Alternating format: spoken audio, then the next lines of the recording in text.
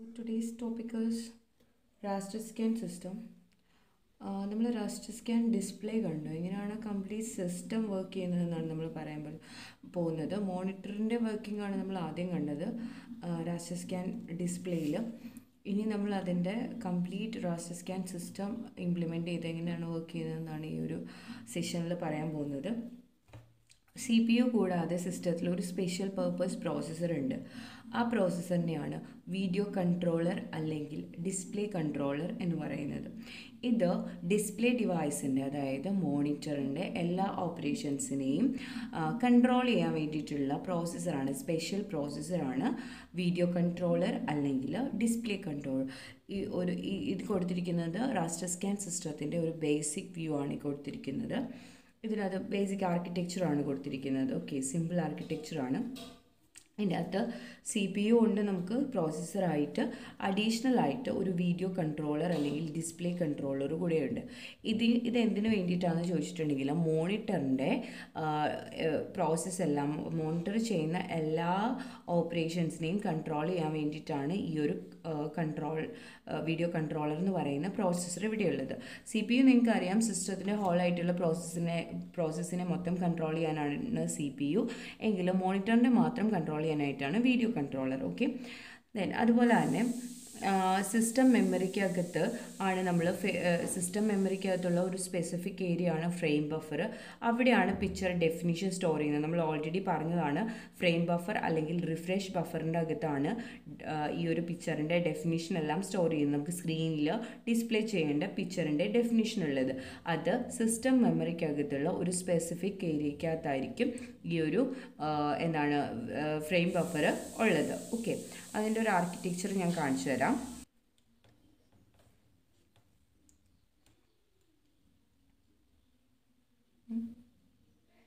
Okay, അപ്പം frame ബഫറിൻ്റെ അകത്ത് ഞാൻ പറഞ്ഞല്ലോ ഫ്രെയിം ബഫർ ഉണ്ട്. ആ ഫ്രെയിം ബഫറിൻ്റെ അകത്തു നിന്നാണ് പിക്ചർ ഡെഫിനിഷൻ റിപ്പീറ്റഡ്ലി ആക്സസ് ചെയ്തിട്ടാണ് വീഡിയോ കൺട്രോളറാണ് അത് ആക്സസ് ചെയ്യുന്നത്.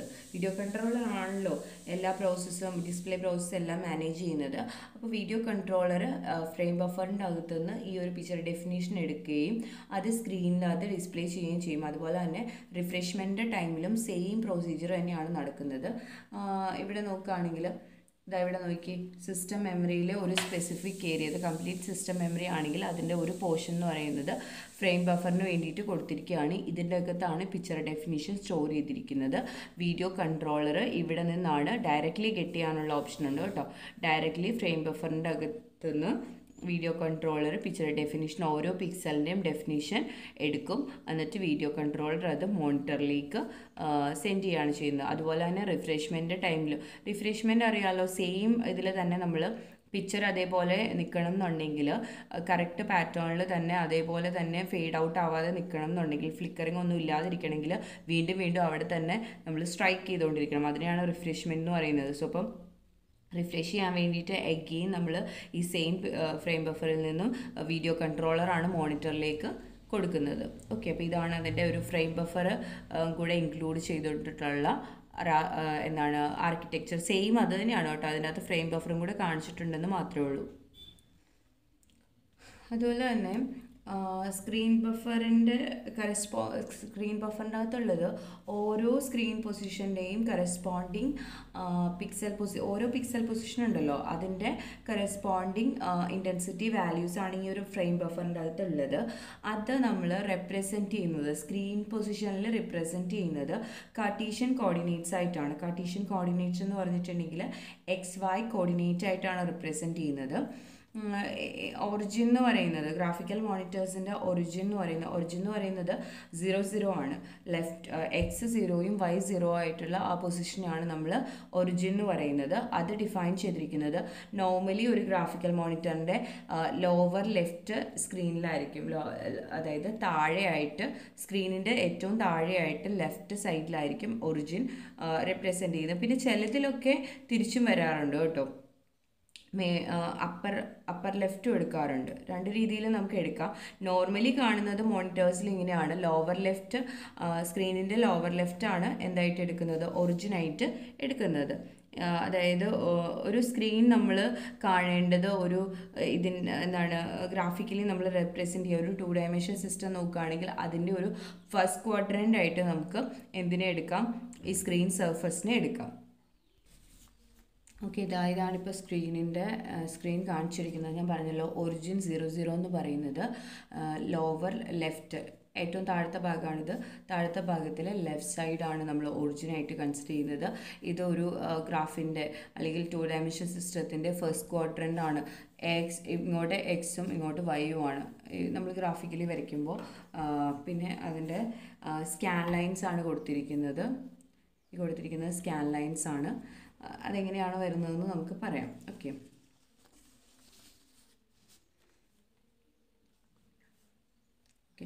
സോ അപ്പം എക്സ് എന്ന് പറയുന്നത് 0 തൊട്ട് എക്സ് മാക്സ് വരെയാണ് വേരി ചെയ്യുന്നത്. അതുപോലെ തന്നെ വൈ എന്ന് പറയുന്നത് 0 തൊട്ട്, ഇത് എക്സ് ആക്സിസും ഇത് വൈ ആക്സിസുമാണ്. എക്സ് ആക്സിസ് 0 തൊട്ട് എക്സ് മാക്സ് വരെ, വൈ ആക്സിസ് 0 തൊട്ട് വൈ മാക്സ് വരെയാണ് വേരി ചെയ്തു പോകുന്നത്. ഓക്കെ, ദെൻ അതുപോലെ തന്നെ സ്കാൻ ലൈൻ എന്ന് പറയുന്നത് ഈ ടോപ്പിൽ നിന്നാണ്. നമ്മൾ റാസ്റ്റർ സ്കാൻ സിസ്റ്റത്തിൽ പഠിച്ചപ്പോൾ പറഞ്ഞു, ഒരു സ്കാൻ ലൈൻ കംപ്ലീറ്റ് ചെയ്തു, നെക്സ്റ്റ് സ്കാൻ ലൈനിലേക്ക് വന്നു. അങ്ങനെയാണ് ഇതിൻ്റെ ഒരു പ്രൊസീജിയർ എന്ന് പറയുന്നത്. സോ നമ്മൾ ഫസ്റ്റ് സ്കാൻ ലൈൻ ഇതാണ്. ദെൻ അടുത്തത് സെക്കൻഡ് സ്കാൻ ലൈൻ, തേർഡ്, ഇങ്ങനെയാണ് സ്കാൻ ലൈൻ വരുന്നത്. ഓക്കെ, ദെൻ അതുപോലെ തന്നെ ഇവിടെ ഒരു ഫിഗറും കൂടെ കൊടുത്തിട്ടുണ്ട്. റാസ്റ്റർ സ്കാൻ സിസ്റ്റത്തിൻ്റെ വീഡിയോ കൺട്രോളിൻ്റെ റിഫ്രഷിങ് ഓപ്പറേഷൻ എങ്ങനെയാണെന്നാണ് ഈ ഒരു ഇത് വെച്ചിട്ട് ഞാൻ പറയാൻ പോകുന്നത്. ഓക്കെ, ഇതിൻ്റെ അകത്ത് എക്സ് ആൻഡ് വൈ രജിസ്റ്റർ ഉണ്ട്. ഇത് എന്തിനു വേണ്ടിയിട്ടാണെന്ന് ചോദിച്ചിട്ടുണ്ടെങ്കിൽ എക്സ് വൈ കോർഡിനേറ്റ്സിൻ്റെ വാല്യൂസ് കീപ്പ് ചെയ്യാൻ വേണ്ടിയിട്ടാണ് ഈ ഒരു രജിസ്റ്റർ യൂസ് ചെയ്യുന്നത്. ഓക്കെ, സോ അപ്പോൾ ഞാൻ ഇതിൻ്റെ വർക്കിംഗ് എങ്ങനെയാണെന്ന് പറഞ്ഞുതരാം. ഓക്കെ, സോ അപ്പോൾ നമ്മൾ ഫസ്റ്റ് സ്റ്റാർട്ട് ചെയ്യുന്നത് ഇവിടെ നിന്നാണ് നമ്മൾ സ്റ്റാർട്ട് ചെയ്യുന്നത് അല്ലേ. എപ്പോഴും നമ്മൾ റിഫ്രഷ് ബഫറിൻ്റെ അകത്ത് ഫ്രെയിം ബഫറിൻ്റെ അകത്ത് എന്തുണ്ട്, ഇൻറ്റൻസിറ്റി വാല്യൂസ് ഉണ്ട്. സോ അപ്പോൾ നമ്മൾ ആദ്യം പോയിട്ട് വീഡിയോ കൺട്രോളർ ഫ്രെയിം ബഫറിൻ്റെ അകത്തുനിന്ന് ഇൻറ്റൻസിറ്റി വാല്യൂ എടുക്കും.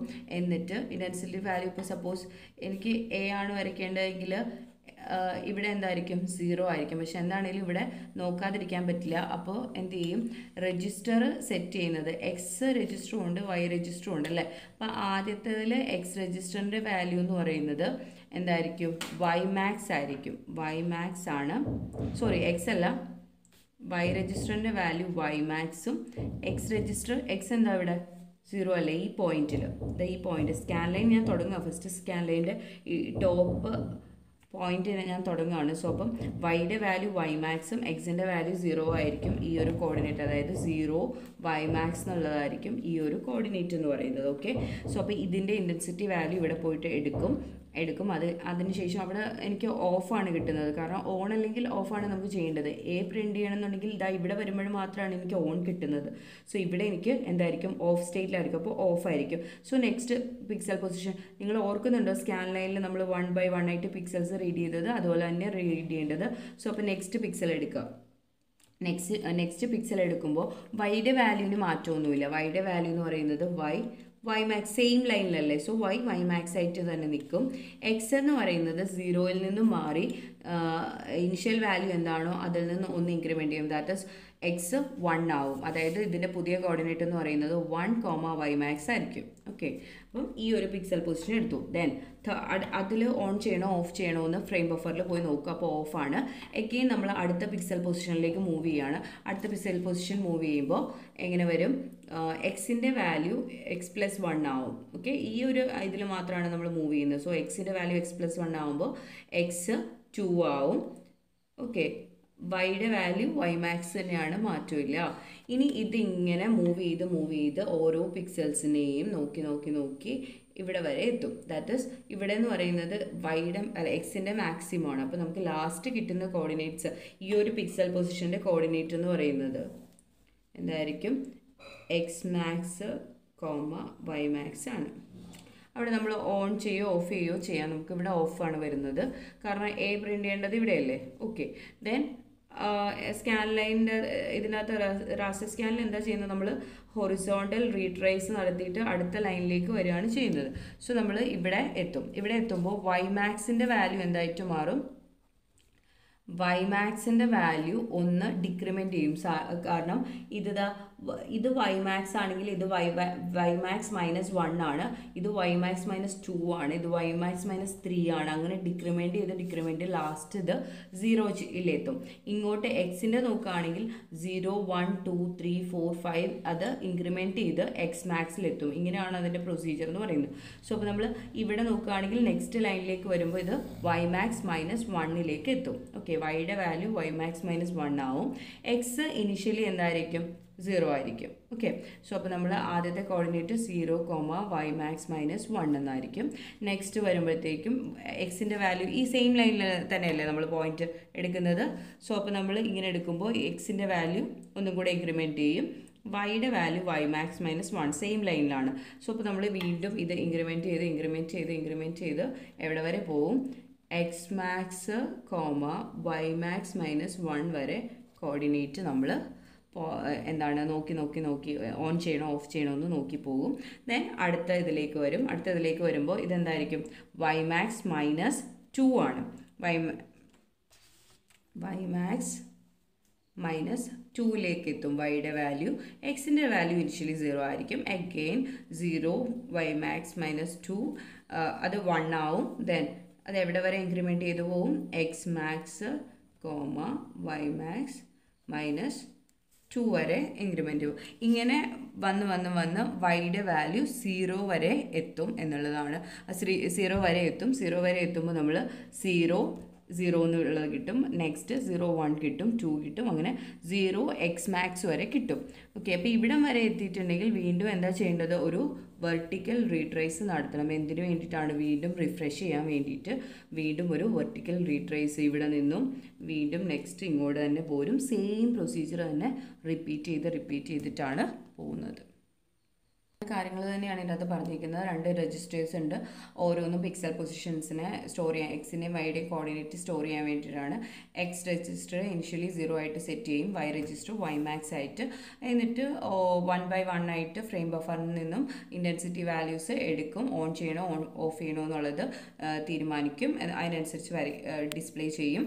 ദെൻ എക്സിൻ്റെ വാല്യൂ ഓരോ ആ സ്കാൻ ലൈനിൽ ഇൻക്രിമെൻറ്റ് ചെയ്ത് പോവുകയാണ് ചെയ്യുന്നത്. അങ്ങനെ ലാസ്റ്റ് വരെ നമ്മൾ എത്തും.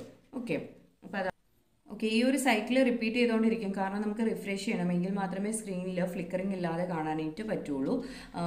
റിഫ്രഷിങ് റേറ്റ് എന്ന് പറയുന്നത് 60 ഫ്രെയിം പെർ സെക്കൻഡ് ആണ്. പെർ സെക്കൻഡിൽ 60 പ്രാവശ്യം നമ്മൾ ഈ സ്ക്രീനിൽ ഈ സ്കാൻ ലൈൻസ് എല്ലാം വീണ്ടും ഡ്രോ ചെയ്തുകൊണ്ടേ ഇരിക്കണം എന്നുള്ളതാണ് refresh rate. 60 frames per second ആണ്. പിന്നെ അതുപോലെ തന്നെ ഹൈ ക്വാളിറ്റി ഫ്രെയിംസിന് വേണ്ടിയിട്ട്, ഹൈ ക്വാളിറ്റി സിസ്റ്റത്തിന് വേണ്ടിയിട്ട് 2 ഫ്രെയിം ബഫർ വരെ കീപ്പ് ചെയ്യാറുണ്ട്. കാരണം ഫാസ്റ്റായിട്ട് ആക്സസ് ചെയ്യാൻ വേണ്ടിയിട്ട് ഒറ്റ ഫ്രെയിം ബഫറിൽ നിന്നും എടുക്കുന്നതിന് പകരം 2 ഫ്രെയിം ബഫറിൽ നിന്നും ഒരേ സമയത്ത് അടുത്തടുത്തുള്ള 2 പിക്സൽ വാല്യൂസ് കളക്ട് ചെയ്യാൻ വേണ്ടിയിട്ട്, ഇൻറ്റൻസിറ്റി വാല്യൂസ് എടുക്കാൻ വേണ്ടിയിട്ട് ഹൈ ക്വാളിറ്റി സിസ്റ്റത്തിൽ 2 എണ്ണം വരെ പ്രൊവൈഡ് ചെയ്യാറുണ്ട്. ഓക്കെ, അതുപോലെ തന്നെ ഇത് ഒരെണ്ണം എന്ന് പറയുന്നത് ചിലപ്പോൾ പിക്ചർ ഡെഫിനിഷൻ കൊടുക്കാനും രണ്ടാമത്തെ ഫ്രെയിം ബഫർ അതിൻ്റെ റിഫ്രഷിങ്ങിനും വേണ്ടിയിട്ടായിരിക്കും. ഇതിൻ്റെ റോള് സ്വിച്ച് ചെയ്യാം. ഫസ്റ്റ് വൺ ഇത് എന്താണ് റിഫ്രഷിങ്ങിന് വേണ്ടിയിട്ടും, സെക്കൻഡ് വൺ പിക്ചർ ഡെഫിനിഷന് വേണ്ടിയിട്ടും ആവാം, തിരിച്ചും ആകാം കേട്ടോ. സോ അപ്പോൾ ഇതാണ് ഈ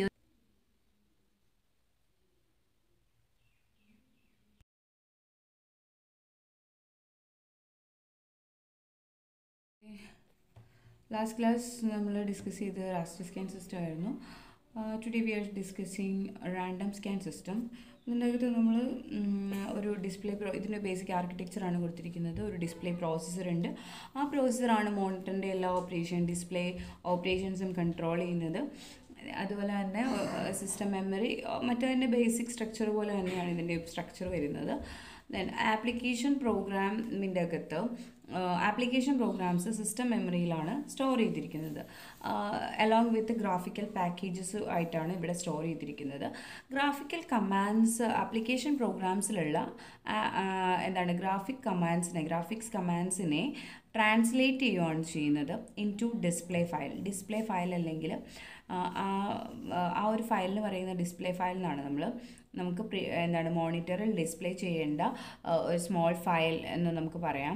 ആ ഫയൽ സിസ്റ്റം മെമ്മറിക്കകത്താണുള്ളത്. അപ്പോൾ അത് എങ്ങനെയാണെന്ന് ചോദിച്ചിട്ടുണ്ടെങ്കിൽ ഗ്രാഫിക് കമാൻഡ്സിനെയാണ് നമ്മൾ കൊടുക്കുന്ന ഗ്രാഫിക് കമാൻഡ്സിനെ എന്തായിട്ട് മാറ്റും, അത് ട്രാൻസ്ലേറ്റ് ചെയ്യുകയാണ് ചെയ്യുന്നത് ഡിസ്പ്ലേ ഫയൽസ് ആയിട്ട്. സപ്പോസ് ഞാൻ ഒരു ലൈൻ ഡ്രോ ചെയ്യണമെന്ന് ഞാനൊരു കമാൻഡ് കൊടുക്കുകയാണെങ്കിൽ അതിനെ എന്തായിട്ട് മാറ്റും, ഡിസ്പ്ലേ ഫയൽസ് ആയിട്ട് മാറ്റും. അത് സിസ്റ്റം മെമ്മറിക്കകത്താണ് കിടക്കുന്നത്.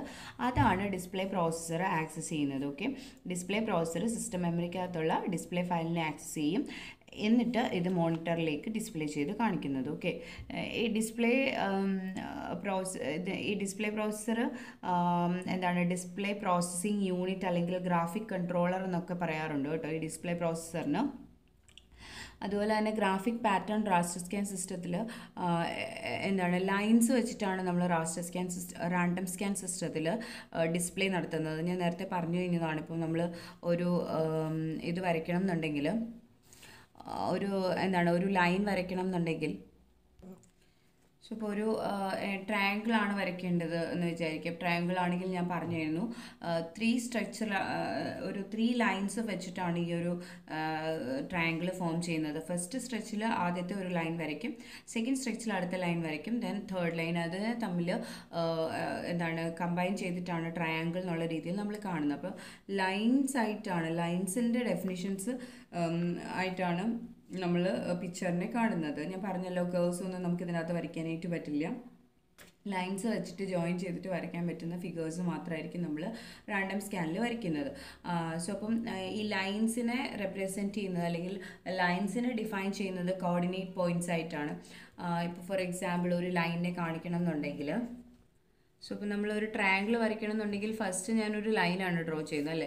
അപ്പോൾ ലൈൻ ഡ്രോ ചെയ്യണം എന്നുണ്ടെങ്കിൽ, ഒരു ലൈൻ വരയ്ക്കണം എന്നുണ്ടെങ്കിൽ ആ ലൈനിന് 2 എൻഡ് പോയിൻറ്റ്സ് ആണ് ആദ്യം ഉള്ളത്. ആ എൻഡ് പോയിൻറ്റ്സിനെ തമ്മിൽ ജോയിൻ ചെയ്തിട്ടാണ് ഒരു ലൈൻ ഫോം ചെയ്യുന്നത്. എപ്പോഴും അങ്ങനെയാണ്. സോ അപ്പോൾ നമ്മൾ മെമ്മറിക്കകത്ത് അല്ലെങ്കിൽ ഡിസ്പ്ലേ ഫയലിനകത്ത് സ്റ്റോർ ചെയ്യുന്നത് ഇതിൻ്റെ കോർഡിനേറ്റ് പോയിൻറ്റ്സ് ആയിരിക്കും. x1 y1 അതുപോലെ തന്നെ x2 y2 എന്ന് പറയുന്ന കോർഡിനേറ്റ് പോയിൻറ്റ്സ് വെച്ചിട്ടാണ് ഈ ലൈനിനെ റെപ്രസെൻറ്റ് ചെയ്യുന്നത്. ഈ ഡിസ്പ്ലേ ഫയലിനകത്ത് ഇതിൻ്റെ വാല്യൂ, സപ്പോസ് ഇത് 0 5 ഇത് എന്താണ് 6 4 ആണെന്ന് വയ്ക്കുക. ഇങ്ങനെയാണ് ആ കോർഡിനേറ്റ്സ് എങ്കിൽ ആ കോർഡിനേറ്റ്സ് ആണ് കറസ്പോണ്ടിങ് ആ ലൈനിനെ റെപ്രസെൻറ്റ് ചെയ്യാൻ വേണ്ടിയിട്ട് ഡിസ്പ്ലേ ഫയലിനകത്തുള്ളത്. അപ്പോൾ ഫസ്റ്റ് ലൈൻ ഫോം ചെയ്യണമെങ്കിൽ ഈ 2 എണ്ണം വെച്ചിട്ട് ഫോം ചെയ്യും. അടുത്ത ലൈനും ഇതുപോലെ തന്നെ. ഇങ്ങനെയാണ് നമ്മൾ ഓരോ സ്ട്രെച്ചിലും ഓരോ ലൈൻസ് വെച്ചിട്ടാണ് റാൻഡം സ്കാൻ സിസ്റ്റത്തിൽ ഡിസ്പ്ലേ നടത്തുന്നത്. ഓക്കെ, ഒരു ചെറിയ ടോപ്പിക്കും കൂടെ ഞാൻ ഇതിൻ്റെ കൂടെ പറയുകയാണ്, ഗ്രാഫിക് സോഫ്റ്റ്വെയർ. അതും കൂടെ കഴിഞ്ഞ് നമ്മുടെ ഈ ഫസ്റ്റ് മൊഡ്യൂൾ കഴിഞ്ഞു. പിന്നെ ഉള്ളത് 2 പോർഷൻസ് ആണ്. അത് നിങ്ങൾക്കുള്ള അസൈൻമെൻ്റ് ആണ്, അത് ഞാൻ പറയാം. ഓക്കെ, സോ അപ്പം ഗ്രാഫിക് സോഫ്റ്റ്വെയർ എന്ന് പറഞ്ഞിട്ടുണ്ടെങ്കിൽ, ഗ്രാഫിക് സോഫ്റ്റ്വെയറിന് നമുക്ക് ജനറലി 2 ക്ലാസിഫിക്കേഷൻസ് ആണുള്ളത്. ഒന്ന് ജനറൽ പ്രോഗ്രാമിംഗ് പാക്കേജസിന് വേണ്ടിയിട്ടും അതുപോലെ തന്നെ സ്പെഷ്യൽ പ്രോഗ്രാമിംഗ് പാക്കേജ്, ഇങ്ങനെ 2 ആയിട്ടാണ് ഡിവൈഡ് ചെയ്തിരിക്കുന്നത്. ജനറൽ പ്രോഗ്രാമിംഗ് പാക്കേജ് പ്രൊവൈഡ് ചെയ്യുന്നത് ഹൈ ലെവൽ ലാംഗ്വേജസിന് വേണ്ടിയിട്ടുള്ള ഗ്രാഫിക്കൽ ഫങ്ഷൻസ് ആണ് അതിൻ്റെ അകത്തുള്ളത്. ഫോർ എക്സാമ്പിൾ C അല്ലെങ്കിൽ ഫോർട്രാൻ അല്ലെങ്കിൽ CPP പോലുള്ള ലാംഗ്വേജസിന് വേണ്ടിയിട്ടുള്ള extensive set of graphical functions ആണ് അതിൻ്റെ അകത്തുള്ളത്. ഡ്രോ ലൈൻ അല്ലെങ്കിൽ ഡ്രോ പോളിഗൺ എന്നൊക്കെ പറഞ്ഞിട്ട് ഇഷ്ടംപോലെ ഗ്രാഫിക്കൽ ഫങ്ഷൻസ് ഉണ്ട്. അത് വെച്ചിട്ട് നമുക്ക് ഈസി ആയിട്ട് വരയ്ക്കാനായിട്ട് പറ്റും. സോ അപ്പോൾ അതാണ് ജനറൽ ഗ്രാഫിക്സിൽ വരുന്നത്, ജനറൽ ഗ്രാഫിക്കൽ പ്രോഗ്രാമിംഗ് പാക്കേജസിൽ വരുന്നത്. അത് വെച്ചിട്ട് നമുക്ക് ലൈൻസും പോളിഗൺസും സർക്കിൾസും ആൻഡ് അതർ ഫിഗേഴ്സും ഒക്കെ നമുക്ക് വരയ്ക്കാം. അത് മാത്രമല്ല കളറും ഇൻറ്റൻസിറ്റിയും സെറ്റ് ചെയ്യാം, അതിൻ്റെ ട്രാൻസ്ഫോർമേഷൻസ് സെറ്റ് ചെയ്യാം, അതിൻ്റെ ഡയമെൻഷൻ സെറ്റ് ചെയ്യാം, എല്ലാം നമുക്ക് സെറ്റ് ചെയ്യാനായിട്ട് പറ്റും. അതിനെയാണ് ജനറൽ പ്രോഗ്രാമിംഗ് പാക്കേജ് എന്ന് പറയുന്നത്. സ്പെഷ്യൽ അല്ലെങ്കിൽ application graphic package, okay, special programming package or application graphic package എന്ന് അതിനെ പറയാറുണ്ട്. ഫോർ എ സ്പെസിഫിക് ആപ്ലിക്കേഷന് വേണ്ടിയിട്ട് മാത്രമുള്ളതാണ് ഈ ഒരു പ്രോഗ്രാമിംഗ് പാക്കേജ് എന്ന് പറയുന്നത്. അത് നോൺ പ്രോഗ്രാമേഴ്സിന് വേണ്ടിയിട്ടുള്ളതാണ്. ഫോർ എക്സാമ്പിൾ ഇപ്പോൾ ആർട്ടിസ്റ്റ് പെയിൻറ്റ് ചെയ്യുന്നു, ഒരു ടാബ്ലറ്റ് യൂസ് ചെയ്തിട്ട് പെയിൻറ്റ് ചെയ്യുക, അവർക്ക് ഒരിക്കലും ഗ്രാഫിക്കൽ ഓപ്പറേഷൻസിനെ കുറിച്ചൊന്നും വറി ചെയ്യേണ്ട ഒരു കാര്യമില്ല. അവരുടെ വേയിൽ ഒരു നോൺ പ്രോഗ്രാമിംഗ് സ്ട്രക്ചറാണ് അതിൻ്റെ അകത്തുള്ളത്. നമ്മൾ അതിനെക്കുറിച്ച് പ്രോഗ്രാമിനെ കുറിച്ച് ഒന്നും ബോധർ ചെയ്യേണ്ട കാര്യമില്ല. CAD സിസ്റ്റത്തിൽ ഒരു ബിൽഡിംഗ് ഡിസൈൻ ചെയ്യുക, ഇതെല്ലാം അതിന് ആ സ്പെസിഫിക് ആപ്ലിക്കേഷന് വേണ്ടിയിട്ട് മാത്രമായിരിക്കും ആ ഗ്രാഫിക്കൽ സിസ്റ്റം വർക്ക് ചെയ്യുന്നത്. അങ്ങനെയാണെങ്കിൽ നമുക്കതിന് സ്പെഷ്യൽ പ്രോഗ്രാമിംഗ് പാക്കേജ് അല്ലെങ്കിൽ ആപ്ലിക്കേഷൻ പ്രോഗ്രാമിംഗ് പാക്കേജ് എന്ന് പറയാം. അപ്പോൾ ഇതാണ് 2 ടൈപ്പിലുള്ള ഗ്രാഫിക് സോഫ്റ്റ്വെയർ എന്ന് പറയുന്നത്.